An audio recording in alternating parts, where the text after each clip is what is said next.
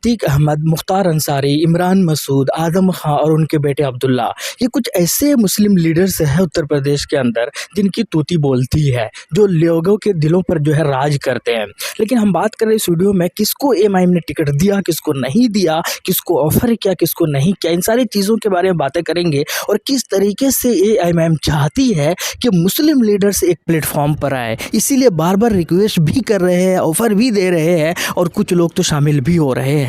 सबसे हम बात करते हैं अतीक अहमद की। अतीक अहमद जेल में है दोस्तों, और वो पहले बहुत सारे पार्टियों के अंदर शामिल हुआ करते थे, अलग अलग पार्टी के अंदर, जैसे बीएसपी, सपा, हर किसी पार्टी के अंदर जो है उन्होंने बहुत काम किया दूसरी पार्टी के लिए। जब वो जेल में गए तो उन्हें समझ में आया कि सही मायने में होता क्या चीज़ है, और उन्होंने ये फैसला किया कि हम एएमआईएम के साथ शामिल होंगे, और उन्होंने इस चीज़ को भी एक्सेप्ट किया कि ये चीज़ मुझे बहुत पहले ही कर लेनी चाहिए था, यानी कि मुस्लिम क़यादत को मजबूत करना।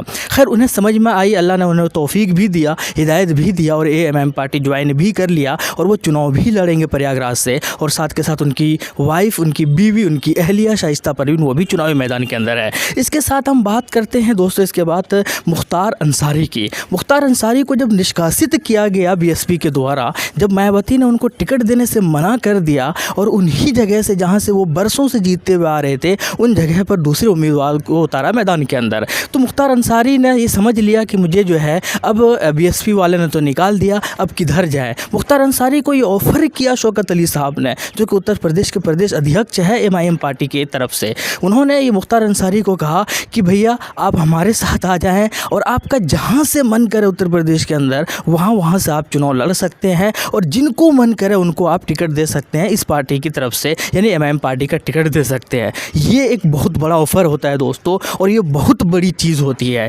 लेकिन साथ के साथ एमआईएम ने ये भी कहा कि अगर हमारे पार्टी से वो ना भी आए और वो दूसरी पार्टी या मतलब खुद निर्दलीय रूप में अगर वो चुनाव लड़ना चाहते हैं तो वो लड़ेंगे, और तो हम उनके सामने कोई भी उम्मीदवार नहीं उतारेंगे। आप समझ सकते हैं कि किस तरीके से उनको तहज़ीब और किस तरीके से उनका अदब किया जा रहा है। साथ के साथ आज़म खां के लिए असदुद्दीन ओवैसी हर स्टेज पर जो है चिल्ला चिल्ला कर कहते हैं कि उनके साथ गलत हो रहा है, चिल्ला चिल्ला कर उनके लिए आवाज़ उठाते हैं, उनसे मिलने की रिक्वेस्ट किया जाता है, उनसे बात करने के लिए रिक्वेस्ट किया जाता है, लेकिन उनके ऊपर एक अलग तरीके से सियासत भी की जाती है। जब उनके ही बेटे अब्दुल्ला आज़म खां जेल से बाहर निकलते हैं, जिनके लिए असदुद्दीन ओवैसी ही नहीं उत्तर प्रदेश के हर लोग जो है जिनके लिए दुआएं मांगते हैं, जिनके लिए आवाज़ उठा रहे हैं, इस उम्मीद के साथ इतना जश्न मनाया जाता है एमआईएम के खेमे में, एमआईएम के सपोर्टर्स, कि शायद अब्दुल्ला आज़म खां जो है समझेंगे इस चीज़ को, और वो समझेंगे असदुद्दीन ओवैसी की अहमियत को, वो समझेंगे मुस्लिम क़यादत को कि किस तरीके से दरकिनार किया जा रहा है उत्तर प्रदेश के अंदर। लेकिन जब बाहर निकलते हैं तो होता ये है कि भैया सपा से मिल जाते हैं, और सपा से मिलने के बाद चूँकि उनको टिकट भी दिया गया है टांडा से, और उनके जो पिताजी हैं, उनके जो वालिद साहब हैं आज़म खां, उनको भी उन्हीं जगह से यानी कि रामपुर से ही जो है उनको टिकट दिया गया। ये बात भी फाइनली ऑफिशियली जो है अनाउंसमेंट भी हो गया है। लेकिन साथ के साथ वो ये कहते हैं कि असद साहब को 100 सीटों पर चुनाव नहीं लड़ना चाहिए। साथ के साथ वो ये कहते हैं कि चंद सीट पर जीत कर क्या कर लेंगे असद साहब। साथ के साथ ये कहते हैं कि एमआईएम ये काम जो कर रही है वो गलत कर रही है। अब समझ नहीं आता, जिनके लिए असद साहब आवाज़ उठाते हैं, जिनके लिए उनके चाहने वाले दुआएं करते हैं, नमाज में जो है दुआ में शामिल करते हैं, जिनको जेल से रिहाई के लिए दुआ और जो है दुआ करते हैं, आज वही कहते हैं कि एमआईएम की बेवकूफ़ी कर रहे हैं, उनको नहीं लड़ना चाहिए। खैर ये उनकी मर्ज़ी है। लेकिन इसके अलावा मैं आपको बता दूं, इमरान मसूद साहब पहले कांग्रेस में थे और कांग्रेस से निकल कर जो है वो सपा में शामिल हो गए। उनको लगा कि शायद सपा जीत जाएगी, शायद इस सपा वाले उनको टिकट देंगे। लेकिन जब सपा वाले उनको इग्नोर करने लगे तो वो जो है उनका गुस्सा बाहर निकलने लगा। उन्होंने यहाँ तक कह दिया एक क्लिप के अंदर कि मुझे कुत्ता बनाया गया। उन्होंने ये भी कहा कि मुसलमानों सुधर जाओ। लेकिन सवाल ये पैदा होता है कि जैसे ही इमरान मसूद बाहर होते हैं, उनको टिकट नहीं दिया जाता है, तो तुरंत शौकत अली साहब कहते हैं कि भैया हमने आपका अपना दामन फैला लिया है, आप आइए हमारे दामन के अंदर, आप आइए हमारे ऑफिस के अंदर, हमारे ऑफिस में बैठिए और जहाँ से चाहे वहाँ से चुनाव लड़िए, जहाँ से चाहे वहाँ से जिस उम्मीदवार को चाहे उनको टिकट दीजिए, आपके हाथ में कमान दे देते हैं। अब सोचिए ये कितनी बड़ी बात है। चाहे आज़म खां के लिए हो, एमआईएम की पार्टी कहते हैं कि आपके लिए हमारा दरवाज़ा खुला हुआ है, चाहे इमरान मसूद हो, चाहे मुख्तार अंसारी हो, इनके लिए एमआईएम वाले एकदम वेलकम करने के लिए स्वागत करने के लिए बेताब है, बार बार रिक्वेस्ट कर रहे हैं,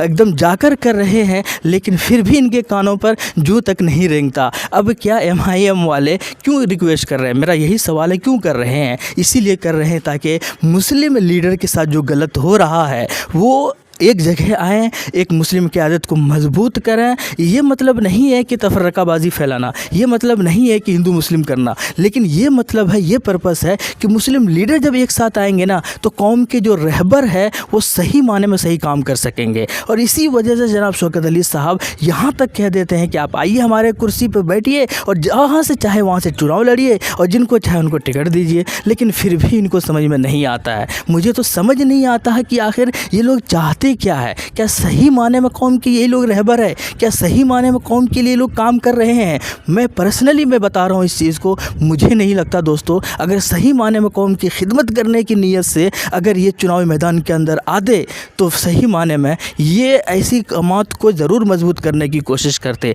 क्योंकि BJP भी जब पहली बार चुनाव लड़ी थी उन्हें नील मिला था, ज़ीरो, कुछ नहीं, किसी भी सीट पर जीत नहीं हुई थी, लेकिन लड़ते लड़ते लड़ते आज उनकी सरकार है। तो आप समझ सकते हैं दोस्तों कि इमरान मसूद हो, मुख्तार अंसारी हो, इनको लिए बुलाया जाता है। अब क्या AMIM वाले अपना किडनी निकाल कर दे दें इनको? क्या अपना जिगर निकाल कर दे दें? क्या कर दें इनके लिए? अपनी जान दे दें? तब इनको समझ में आएगा कि MIM सही माने में सही तरीके के पॉलिटिक्स करना चाहती है। क्या चाहते हैं ये लोग? मुझे लगता है कि ये लोग जो है अपनी सियासी रोटियां सेकने के लिए, अपने मतलब निकालने के लिए, अपना जेब को भरने के लिए जो है ना ये लोग सियासत करते हैं और नाम देते हैं कि हम मुसलमानों के लीडर बनना चाहते हैं। आदम खां के बारे में बात करना चाहता हूँ। क्या किया उन्होंने? सपा की खिदमत करते रहे, क्या किया? सपा वाले ने उनका बीच बीच में नाम लिया, लेकिन असल में क्या किया? कहाँ है मुसलमानों की सियासत? आज AMIM की पार्टी की वजह से जो मुस्लिम लोग दूसरों से टिकट मांगते थे, आज यही कौम जो है दूसरों को टिकट देने में लगी हुई है। कहाँ पर? और तुम बहुत सारे लोगों से तो बेहतर है वो पंडित मनमोहन झा जी, जिनको समझ में आया कि भाई हमने 22 साल से सपा की खिदमत की, उन्होंने मेरी कदर नहीं की, MIM वाले मेरे कदर कर रहे हैं, वो MIM के अंदर शामिल हो जाता है और उनको टिकट भी दिया जाता है और मुझे यकीन है कि वो जीतेंगे भी। खैर, कुल मिलाकर दोस्तों एक समझ नहीं आता ये किस तरीके का पॉलिटिक्स करना चाहते हैं और किस तरीके से खिदमत करना चाहते हैं अवामों का, अपने कौम का। नाम तो लेते हैं कि अपने कौम के लिए काम कर रहे हैं, लेकिन हकीकत ये है दोस्तों कि सब अपने उल्लू सीधा करने के लिए काम कर रहे हैं। और मेरा ये पर्सनली या मेरा ये अपना पर्सनल ओपिनियन है, मैं थोप नहीं रहा हूँ किसी पर, चाहे वो मुख्तार अंसारी हो, इमरान मसूद हो, चाहे कोई भी लोग हो। मुख्तार अंसारी क्यों नहीं लड़ना चाहते MIM की पार्टी से? क्यों नहीं इमरान मसूद MIM की पार्टी ज्वाइन करना चाहते हैं? क्यों नहीं आदम खां MIM की पार्टी को ज्वाइन करके इनको मजबूत करना चाहते हैं? नहीं ज़रूरत है पूरा उत्तर प्रदेश जीतने की, चंद सीटों पर जीत के इनको मजबूत तो किया जा सकता है ना। लेकिन खैर, ये उनका अपना ओपिनियन है और उनकी राय है। आपकी क्या राय है दोस्तों? पर्सनली बताओ मुझे बड़ा गुस्सा आ रहा है इस चीज़ के ऊपर कि अब्दुल्ला खां, आदम खां के लिए इतना आवाज़ उठाया MIM के चाहने वालों ने, इतना खुश हुए जब वो जेल से बाहर निकले। कम से कम उनको जिनका मर्जी आप ज्वाइन कर लेते, जहाँ से चाहे वो चुनाव लड़ लेते, लेकिन MIM के लिए ऐसा तो नहीं बोलते ना। क्योंकि सही माने में अतीक अहमद ने बहुत खूबसूरत अल्फाज में ये कहा था कि अगर मैंने जो गलती की ना, सबसे बड़ी गलती यही की कि मैं खुद जो है दूसरी पार्टी को मजबूत करता रहा, मैंने कभी अपनी जमात को मजबूत करने की कोशिश नहीं की। और वही गलती जो है ना ये बड़े बड़े नेता और बड़े बड़े दिग्गज लोग कर रहे हैं। खैर, आपका क्या राय है कमेंट सेक्शन में रखिएगा ज़रूर, बताइएगा ज़रूर। मिलते हैं नेक्स्ट वीडियो में। थैंक यू, जय हिंद, लव यू।